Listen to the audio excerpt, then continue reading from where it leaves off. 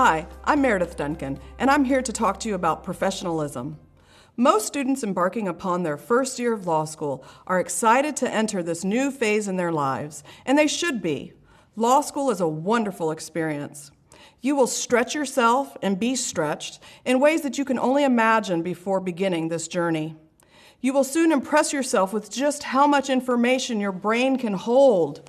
You will also be made aware of just how essential the law is to most every aspect of our lives. Most everyone enters law school set on being successful, and many of you may want to equate success with earning good grades. That's understandable. Grades are important. But because of most law schools' mandatory grading systems, which impose a forced curve, a healthier measure of success may just be to apply yourself 100%. Just do your best. And in determining what that best may be, may I impress upon you to consider the broader picture. You will be training to enter an esteemed profession.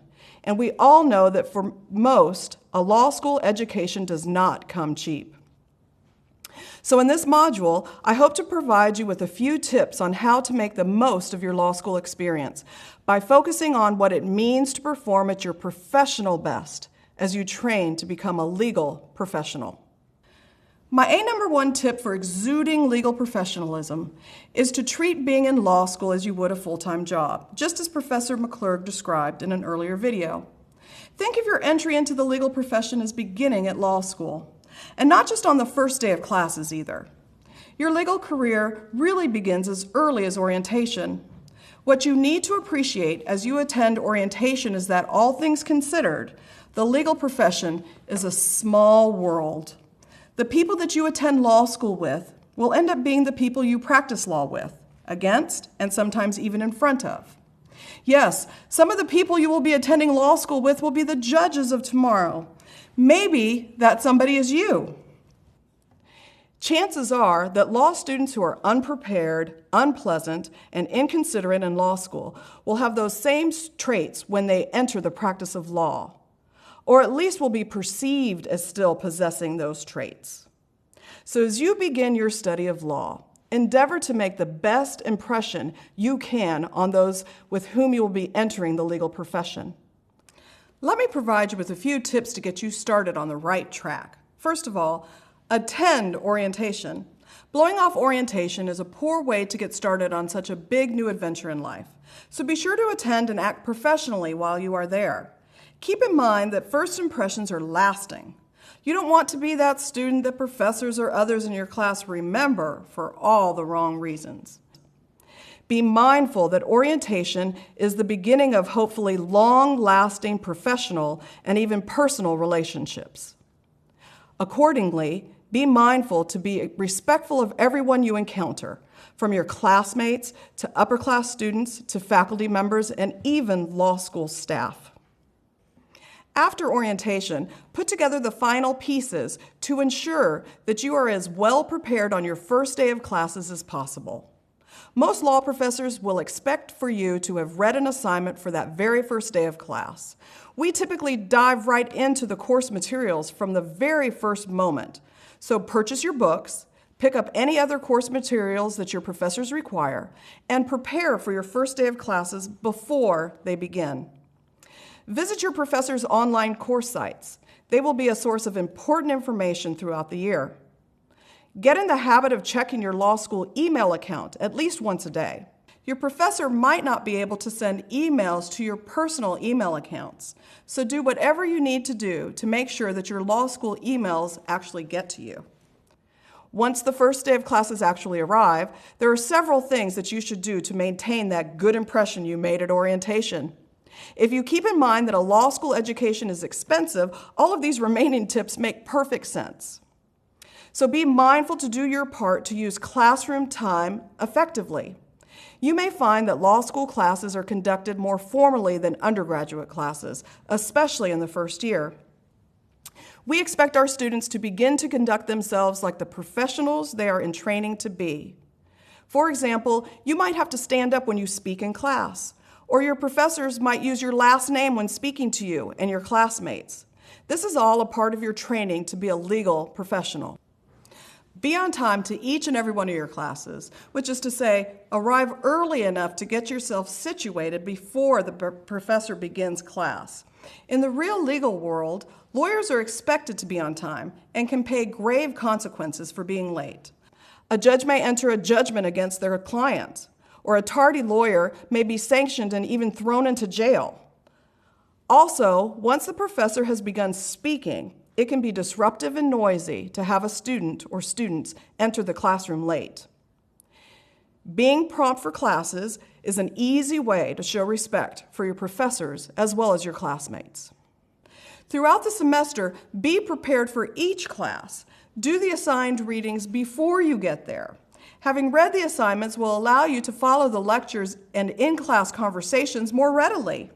I know that in another module, Professor Coughlin talks to you about how specifically to prepare for classes when she provides a lesson on how to read and brief a case.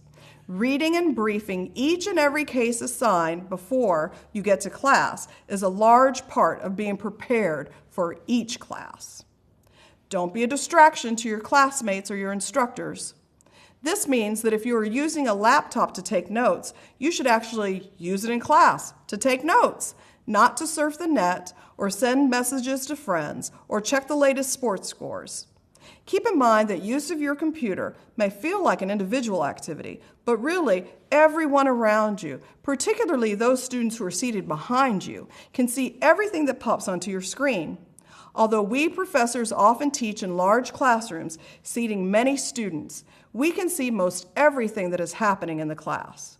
We can tell by student behavior, such as unexpected giggles or furious typing not related to anything that's been said, that students are using their computers inappropriately. Don't be that student who misuses his computer. Instead, if you choose to use a computer in class, only do so for classroom-related activities, like taking notes. Be sure to mute all electronic devices before classes begin. It should go without saying, but I'm just going to say it anyway. Computers, telephones, and watches should be placed in silent mode. Beeps, buzzes, and chirps can be quite an annoyance in a classroom setting. Be respectful of your classmates and your professor's time. Remember that you're not the only student in the class, so ask questions and participate in the discussion as appropriate. Classroom time is precious, and your professors will likely have a certain amount of material they would like to cover in each class meeting. So don't be the distracting student who constantly has her hand up with a question. Or worse, don't be the person who unnecessarily slows the pace of the class. If you find yourself raising your hand more than 3 times or so per class session, you may be over-participating. Of course, this is not a hard and fast rule. Just be cognizant of whether you often dominate classroom conversations. Don't feel as if you must ask all your questions during class sessions when the entire class's precious time is ticking away. Remain mindful that most professors are always happy to answer questions before or after class or even during office hours. Which leads me to my next point. Take advantage of your professor's office hours. Stop by during regularly scheduled office hours or make an appointment to visit with your professors outside of class time. Most all professors are required to keep office hours, so be sure to take advantage of them. Whether you are visiting a professor during office hours or you have made an appointment, be prepared to use the time that you have with your professor efficiently.